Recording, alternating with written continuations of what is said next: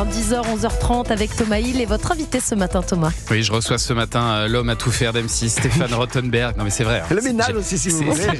C'est incroyable quand on regarde votre CV, tout ce que vous avez présenté sur M6, des émissions d'aventure bien sûr, mais aussi de cuisine, de rencontres, de variétés, d'hypnose, de tests de QI. Ouais. Vous avez même animé le championnat de France de SMS. Oui, alors ça c'est mon boulet.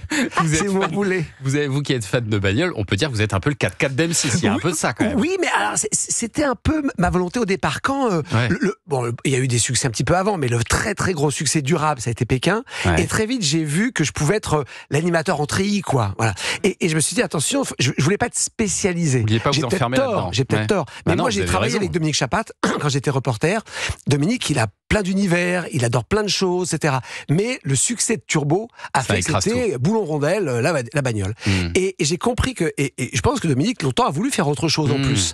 Et donc, j'ai compris qu'un très gros succès, ça t'étiquette. Et donc, très vite, j'ai essayé de demander d'autres choses. Donc voilà, ça j'ai plutôt réussi, même si Pékin et Top Chef restent les mastodontes dans l'histoire. Voilà. Bon, et alors là, vous venez nous voir à l'occasion de la nouvelle saison donc, de Pékin Express qui fête ses 20 ans cette année avec une 21e édition très particulière parce que pour la toute première fois, Pékin Express emmène donc ses candidats dans le grand froid, dans un pays qui fait 5 fois la taille de la France, le Kazakhstan. Le 9e plus grand pays du monde. Oui, c'est ça, c'est très très grand. Et dès la première seconde de l'émission, on sent un peu dans votre voix qu'il fait bien froid. Écoutez ça.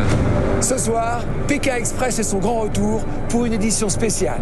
Pour la première fois dans l'histoire du programme, 8 binômes de candidats vont s'affronter au milieu de chaînes de montagnes, dans un froid extrême et sous la neige. Ce sera sans doute l'édition la plus difficile de toutes. On est d'accord, vous êtes un demi-ton en dessous ? Alors oui, et puis c'est vrai que j'ai un petit peu un problème d'articulation. Oui, parce que là, j'ai vraiment les pieds dans la neige, je suis jusqu'aux genoux. Ouais. Et c'est vrai que on fait les. Je savais qu'on pouvait faire 3 prises max.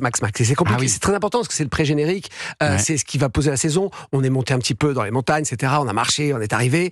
Et là, j'ai pas possible de me réchauffer. Et les batteries vont tomber vite. Il fait vraiment froid. On a eu parfois moins froid. Il faut expliquer que les batteries se réduisent beaucoup plus vite quand il fait très froid. Ouais. Et donc le drone qui prend ensuite le plan large, il va voler quelques minutes seulement.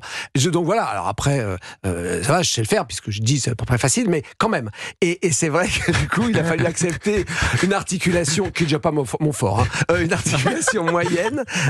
Et puis ensuite, on a plié les Gaules déjà parce que j'étais congelé, 2 parce que de toute façon le matos c'était terrible. Oui, le drone commençait à geler, etc. C'est fini. Et alors vous allez me dire c'est un détail, mais alors pourquoi le choix des moufles ? Ça m'a étonné. Pourquoi les moufles plutôt que les gants ? Parce que quand on désigne quelque chose, c'est quand même moins pratique. À la fin, vous lancez comme ça le générique du doigt, on le voit pas. Du coup. Alors, Thomas, pour le très grand froid, on arrive aux moufles. On n'est plus dans les vêtements. Alors c'est extraordinaire ce qu'on fait maintenant. Dans les vêtements techniques, voilà, si on veut vraiment ne pas avoir les extrémités qui gèlent, ou c'est l'enfer. Les chaussures, c'est des chaussures un petit peu comme les chaussures de ski qui ont des semelles très épaisses qui ne te plient pas, donc on marche très bizarrement, un peu comme un pingouin, etc. Alors ça vraiment, je l'ai mis 2-3 jours, 4 jours maxi sur tout le tournage. Après, c'était pas aussi froid. Mais le très grand froid, on ressemble plus à rien, je suis complètement engoncé. Déjà, c'est pas très prudent d'avoir laissé mon visage à nu dans ce pré-générique. J'ai de la graisse, une sorte de graisse pour pas que les joues gèlent le dessus des oreilles. Donc en fait, je luis totalement. Tant pis.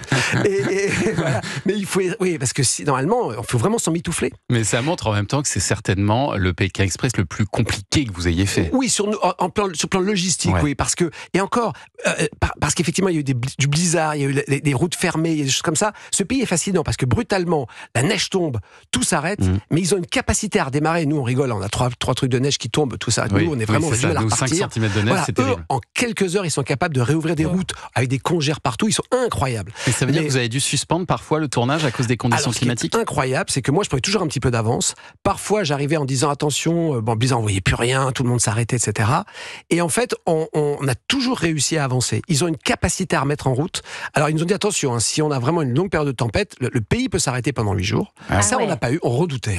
Mais finalement, parfois, c'était quelques heures. Parfois, à l'arrivée, il y avait de la neige, tout était arrêté. Au départ, non. On hésitait à lancer la course. On a lancé quand même. Et entre-temps, c'était... Donc, on s'en est à peu près sorti. Et alors, vous disiez tout à l'heure, c'est la chaîne M6 qui vous a un peu poussé à faire cette nouvelle saison dans le froid. Vous étiez pas très chaud, vous. Non, pourquoi? Nous, on n'y croyait pas. On n'y croyait pas pour plusieurs choses. D'abord parce qu'on avait vu ce que c'était que les étapes dans le franc, c'est que c'était très dur. On se disait qu'avec les candidats en mitouflé, on allait moins les reconnaître. Et que du coup, c'était très... Parce que Pékin, c'est aussi l'émotion. Et donc, quand t'es en mitouflé, c'est compliqué. Donc, on avait décidé, et il faut quand même pas que les interviews narratives soient faites où quand ils sont pas en mitouflé. Enfin, il y a plein de sujets. On a des problèmes de caméra. Alors, les gens, ils chauffent chez eux, ils chauffent dans les voitures. Donc, une caméra qui est à moins 10 et qui rentre dans une voiture, c'est le choc thermique, la buée. Donc, il faut que ça désembue. Donc, tu peux pas tourner pendant quelques minutes, etc. Enfin, il y a plein de problèmes techniques. La chaîne insistait parce qu'elle voulait une édition. Alors, elle voulait un Pékin très différent visuellement. Et ils nous ont eu en disant, bon, édition spéciale courte. Là, on s'est dit, ok, sur quelques près, on est beaucoup plus court que d'habitude. C'est vraiment une édition spéciale. Ça veut dire 5-6 primes, mais c'est beaucoup plus court. Dans ces eaux-là. Beaucoup plus court. Donc là, on s'est dit, ok, ça va tenir, parce qu'on sait que ça va épuiser les gens, etc.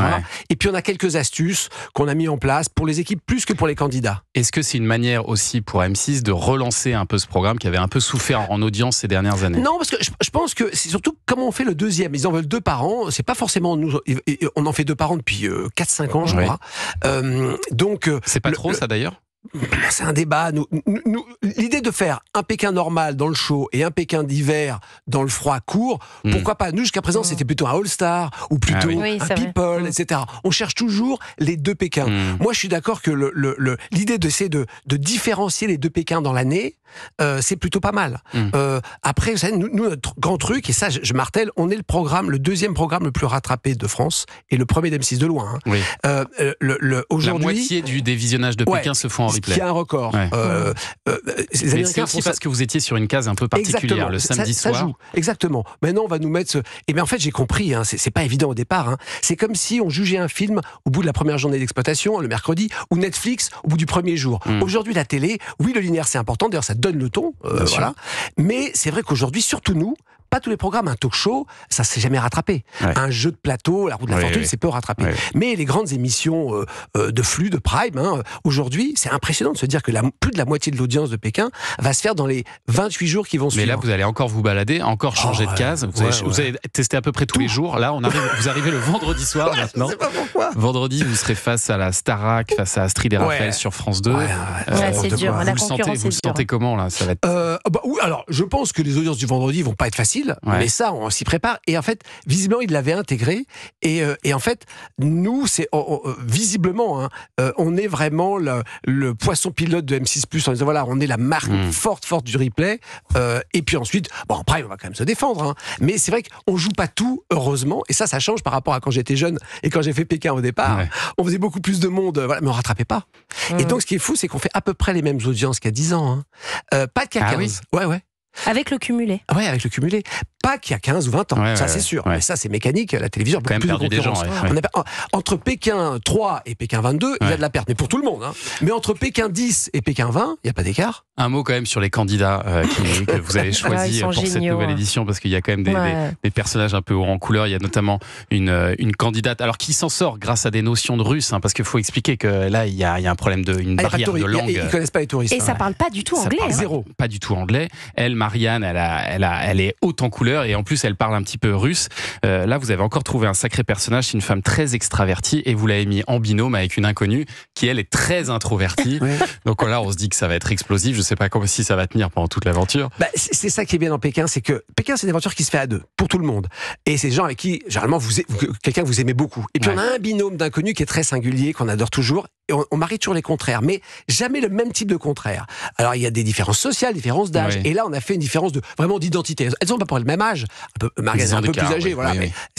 Mais il y a une citadine, séductrice, délurée, etc. Et une jeune fille de la campagne, simple, qui aime pas la ville, qui aime écrire des poèmes au bord de l'eau, dans la montagne, et qui tombe sur quelqu'un bien maquillé, habillé très sexy, qui déteste la campagne. Et on s'est dit, voilà. Et Marie, c'est de là, voilà. Alors on prend des gens gentils pour que ça passe. Bien d'inconnus, ça passe ou ça casse. Première étape, ils implosent en vol, ils abandonnent. Généralement, oui, ils sont éliminés. Ou alors ça tient et ça peut marcher. Et là, les deux, finalement, elles s'aiment bien. Parfois, elles se regardent vraiment comme des aliens. Les deux. Chacune regarde l'autre avec un mode de vie en disant, mais c'est quoi sa vie? Il y a les Marseillais qui débarquent sous -25. Cette scène est très drôle aussi. De Marseillais qui découvrent la neige. Oui, parce que ils savent qu'ils arrivent à Astana. Bon, au départ. Alors, tout le monde, Astana, on ne sait pas forcément où c'est. Donc, ils imaginent pas. Ils ont dans leur sac à dos, on leur avait dit, prenez du froid, prenez du chaud, mais ça, c'est classique dans Pékin. Et en plus, on arrive au sud du pays, donc ils n'imaginent pas que ça va être si froid. Et puis brutalement, on monte.